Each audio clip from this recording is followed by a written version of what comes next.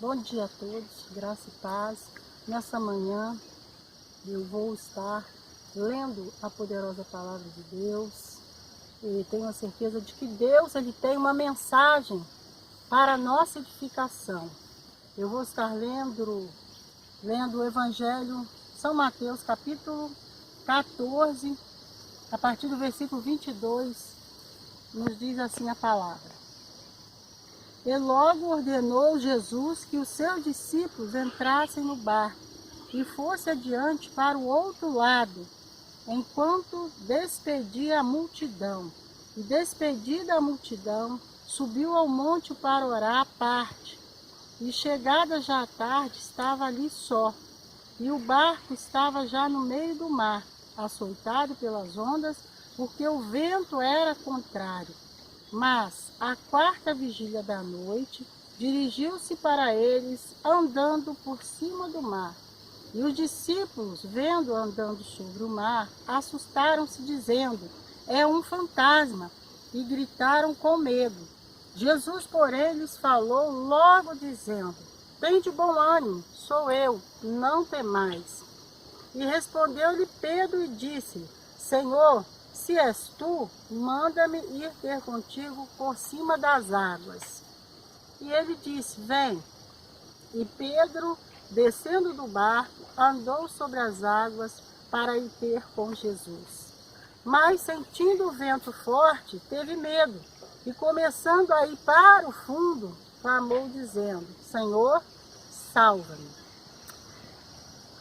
E logo Jesus, estendendo a mão, segurou-o e disse: homem de pouca fé, por que duvidaste? Amém. Senhor, graças te damos pela tua palavra.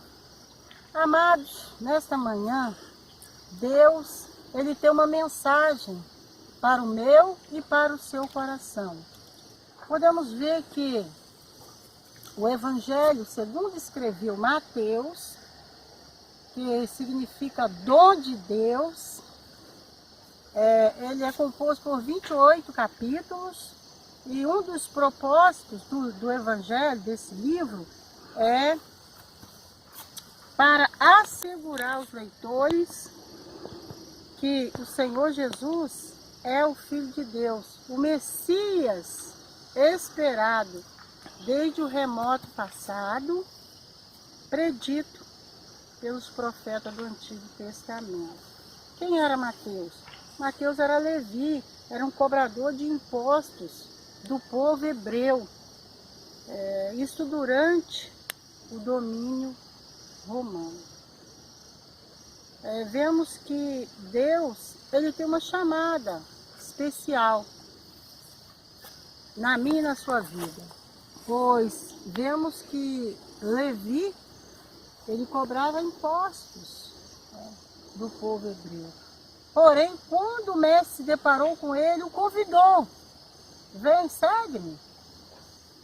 Vemos que ali Levi, ainda Levi, ele ouviu e obedeceu a voz do mestre. Então o Senhor trocou o nome dele para Mateus, que significa dádiva de Deus ou dom de Deus.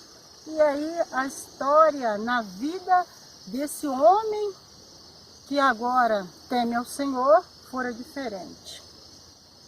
Então, vemos que ele vai passar a ter uma vida com Deus. Aqui nós vemos, nesse texto que eu acabei de ler, uma passagem gloriosa. Vemos o poder, a ação de Deus na vida daquele que crê. Porque a palavra de Deus nos diz que o barco estava já no meio do mar. E esse barco, no qual os seus discípulos estava sendo açoitado pelas ondas, porque o vento era forte, era contrário.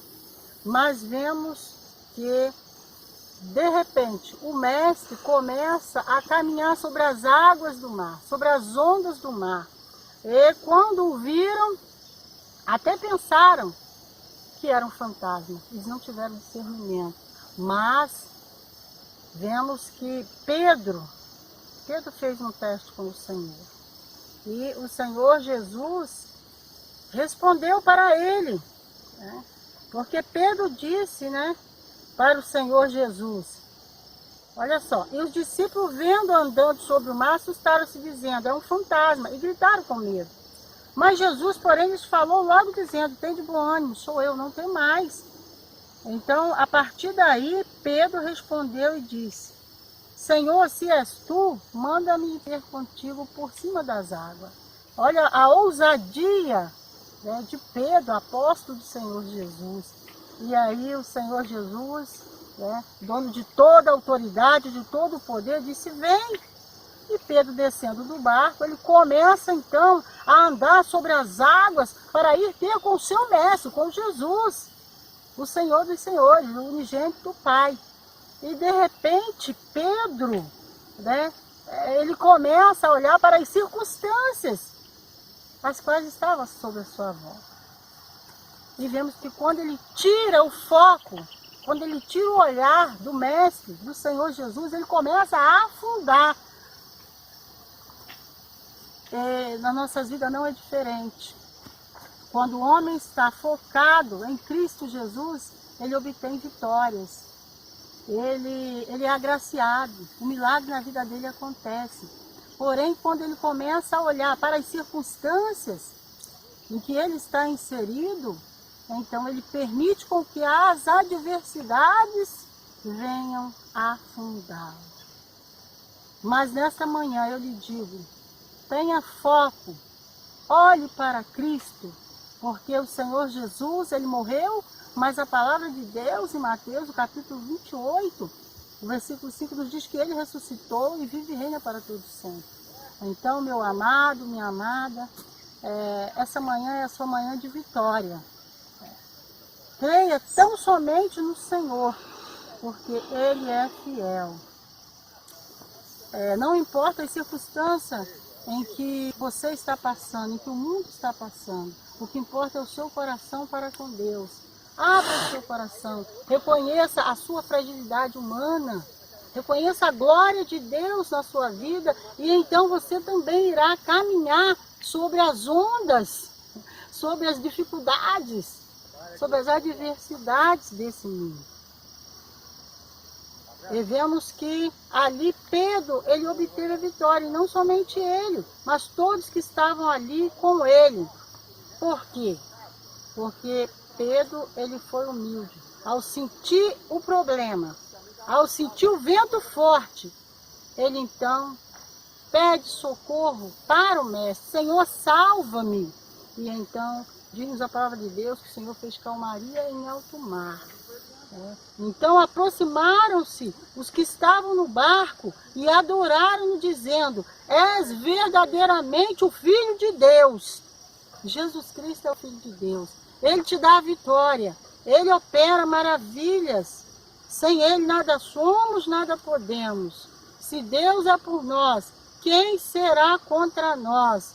Meu amado, minha amada, nessa manhã, tome posse da sua vitória, porque agindo Deus, quem impedirá? Sabemos que o mundo está passando por um momento difícil, por um momento de dor, mas creia em Jesus, e então Ele vai te conceder a vitória, porque Ele é onisciente, onipotente, onipresente. Assim como Ele permitiu com que Pedro andasse sobre as águas do mar, como ele estava andando, Ele vai permitir também com que você triunfe sobre as dificuldades, os desabores da vida. Mas é necessário você crer, porque sem fé é impossível agradar a Deus. E vemos que o versículo 32 do capítulo qual lemos, está escrito, e quando subiram para o barco, acalmou o vento. Por quê? Porque Deus repreendeu, o Senhor Jesus, Ele repreendeu o vento, Ele repreendeu ali aquela situação a qual era contrária ao do homem. E aos Hebreus, no capítulo 11, nos diz, a fé é o firme fundamento das coisas que se esperam, e a prova. O mundo está lutando contra o vírus da enfermidade, mas há um vírus potente que o homem ainda talvez não se deu conta, que é o vírus da corrupção moral, espiritual, política. Mas Deus está no controle de todas as coisas, porque Deus é soberano. A sua palavra no livro de 2 Crônicas, capítulo 7, versículo 14, nos diz assim: e se o cristão ainda não se deu conta, outorgou para ele. Deus nos deu autoridade para que possamos ir em seu nome, em nome de Jesus, e repreender as mazelas e anunciar que Jesus Cristo é o Senhor dos senhores. A Ele sejam dados toda a honra, toda a glória e todo o louvor. Então, nessa manhã, meu amado, fique com esta palavra, porque o Espírito de Deus